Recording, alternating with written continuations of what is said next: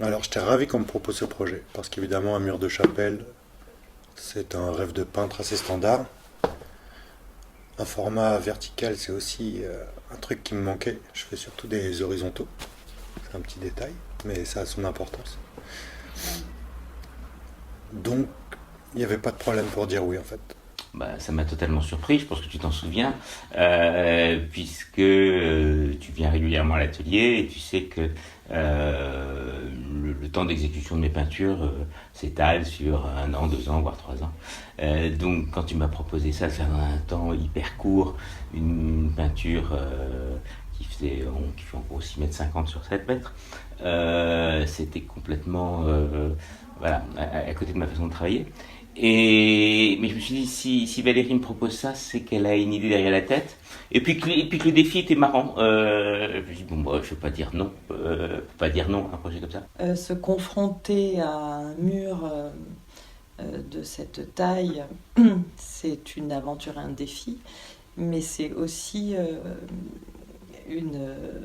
se mettre dans un nouveau bain. C'est-à-dire que tout change. La façon dont le corps aussi s'implique dans le travail. Donc en fait, le geste n'étant pas le même, on le pressent, on le sait, le recul, les dimensions, l'espace n'étant pas les mêmes, et donc le mental pareil, fait qu'en fait on ne peut pas vraiment prévoir ce qui se passe. Et en arrivant devant, Devant le mur, ben, il y en avait deux qui avaient commencé, qui étaient Carmelo et Nathalie.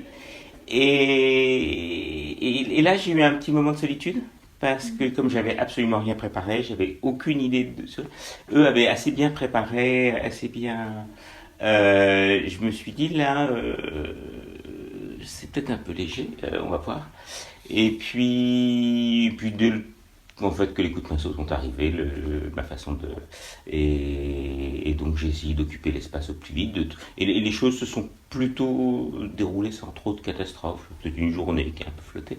et je pense que pour moi c'était important qu'il y ait un sens à, à l'image que j'allais produire par rapport à Saint-Gaudens, par rapport à l'inscription dans le territoire. Et donc, du moment où, après avoir dérivé dans la ville, j'ai enfin posé mon regard et cadré à l'intérieur du paysage de Saint-Gaudens ce qui allait devenir la peinture, il y a quelque chose qui s'est complètement libéré comme ça, en termes d'énergie en moi.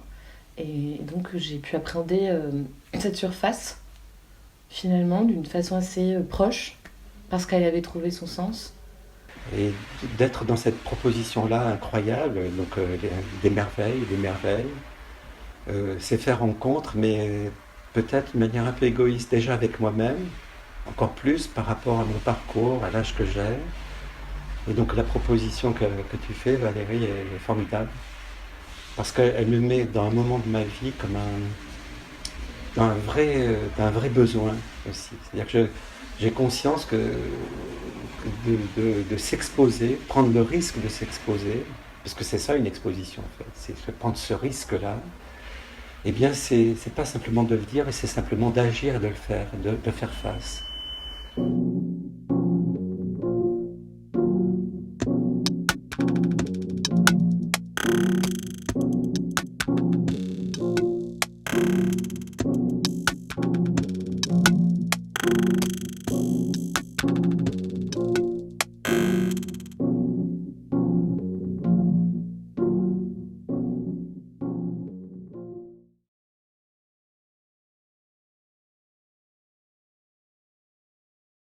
La façon d'aborder le mur, c'était autre chose.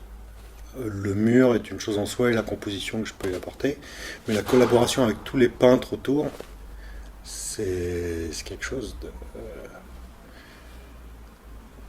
très intéressant, mais on sait pas comment ça va tourner évidemment.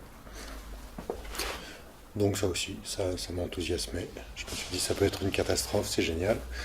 Alors, même chose, quelque chose de nouveau, bon, on se connaissait pas tous, euh, à la fois extrêmement porteur et passionnant de voir comment les autres travaillent, de pouvoir échanger, regarder ensemble, et en même temps s'adapter à cette promiscuité, parce que voilà, l'habitude de la solitude en atelier. Mais je dirais que voilà, ça fait partie du bain dans lequel on est jeté là pendant soit une quinzaine, soit chacun à son rythme sur son mur. Donc en fait, tout est à l'aune de ce défi, à la fois imprévisible et dans lequel on essaie quand même de projeter, de maîtriser quelque chose. Mais tout l'intérêt, je pense, c'est justement ce défi dont je parlais, c'est de ne pas tout maîtriser pour qu'il en sorte quelque chose de nouveau qui va nourrir le travail à venir.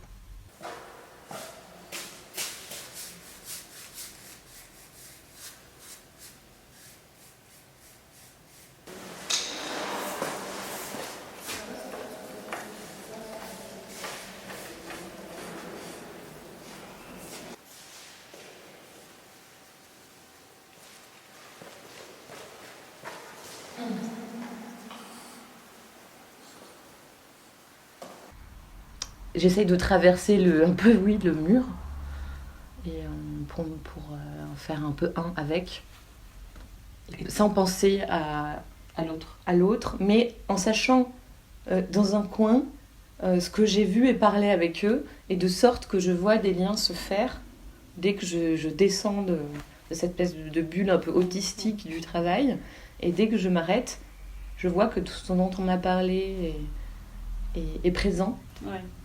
Mais pas dans le moment même où je travaille. C'est sûrement pas cette exposition incroyable avec des artistes que je ne connaissais pas physiquement, je connaissais leurs œuvres, mais de cette rencontre-là, c'est extrêmement intimidant. Alors j'en ai fait des pas, mais là c'est extrêmement intimidant parce que tous, on est sur cette notion, il ne faut pas oublier, d'éphémère. Et l'éphémère, faire une œuvre perdue, qui sera perdue à jamais, sauf elle rentrera dans les mémoires. Et ça, c'est une vraie posture.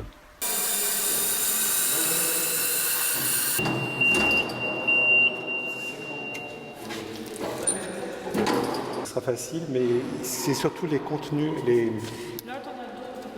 pour que je puisse... Ouais, mais c'est parfait. Je ne savais pas que ça existait. Il y en a peut-être deux, là, non? Et alors l'eau, je peux vous montrer si vous voulez où il y a l'eau, mais on peut en récupérer. Ouais. Hop. Drôle de palette.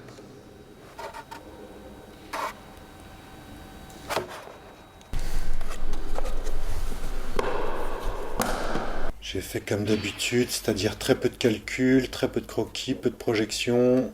Je me suis posé devant le mur pendant un certain temps. Et voilà, je me suis lancé.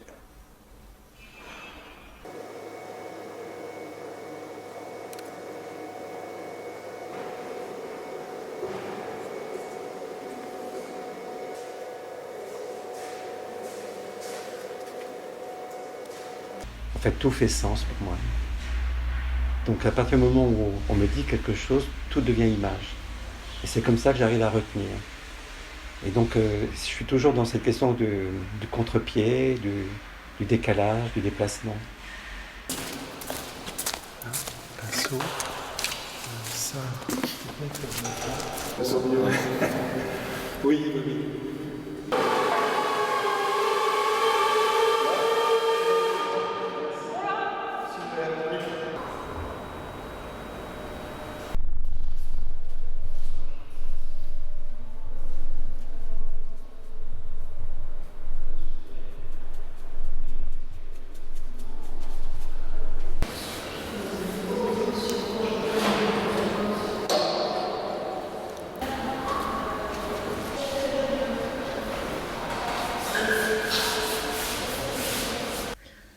J'ai toujours eu envie de faire un mural. J'ai l'impression que comment a évolué mon travail et ma peinture ces 10 dernières années, que tout s'inscrit et se révèle sur ce format-là. Je retrouve, je revis presque à reculons comme ça, comme un flashback. C'est à la fois très physique parce que on est constamment dans le mouvement à reculer, à anticiper et c'est vraiment tout est décuplé en fait. C'est un jeu, un dialogue avec la peinture. C'est la peinture à un moment donné qui crée sa propre. Je sais bien que c'est moi qui tiens le pinceau, mais au fond, la peinture crée sa propre logique. Et à un moment donné, j'ai l'impression d'être plutôt comme un interprète qui est en train d'exécuter une partition qui est déjà faite, mais que j'écris pas la partition. Alors ça peut paraître un peu bizarre, mais il y a un peu de ça. C'est-à-dire qu'à un moment, les choses s'enchaînent de façon tellement logique que c'est peut-être pas évident quand les gens ont vu apparaître les forces.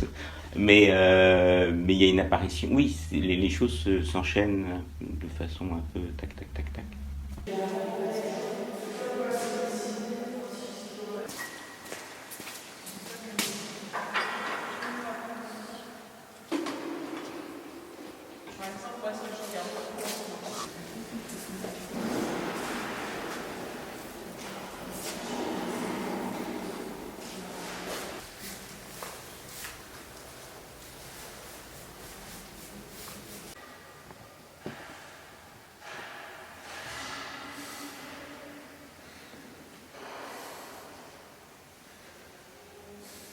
Parce que quand j'avais vu le mur, il était vide, tout était blanc, donc j'avais une idée relativement précise de comment ça pourrait évoluer. Et une fois que j'arrive dans le lieu et qu'il y a tous ces dessins avec ces personnalités tellement différentes qui sont déjà posées, en effet, là, il faut composer avec, faire un truc harmonieux, mais qui suive tout en étant moi-même.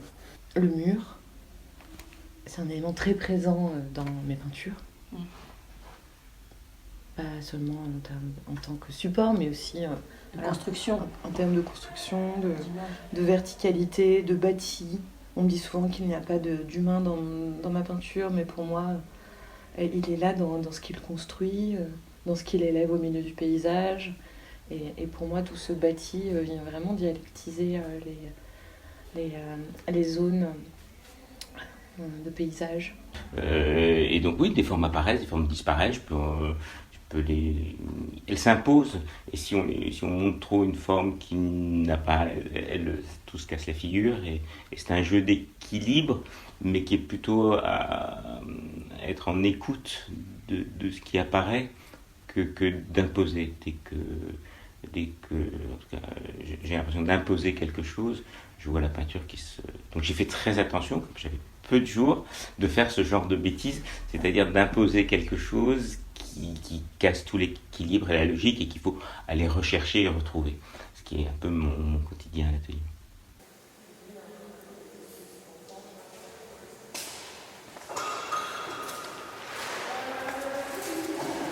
Parce que tout le monde est plutôt dans des espèces de dégradés, des choses assez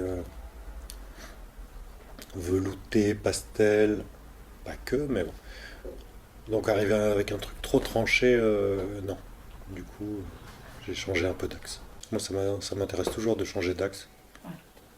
Mais c'est toujours bien qu'on me force un peu parce que j'ai pas de raison de changer d'axe quand tout marche bien normalement.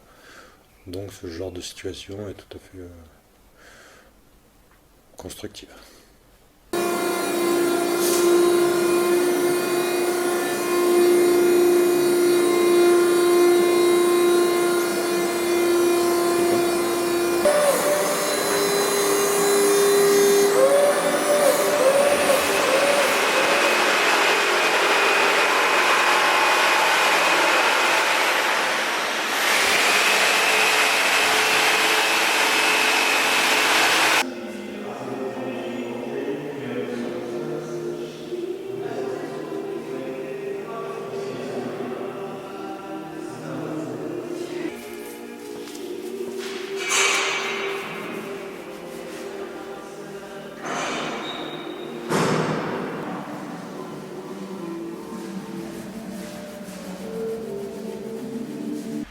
Donc ce que je voulais faire ici, ce que j'ai fait, c'était à la fois prendre tous ces petits fragments, ces petits morceaux de vie, de parcours, de choses qui comptent énormément pour moi parce qu'elles m'ont bâti, elles continuent à me bâtir.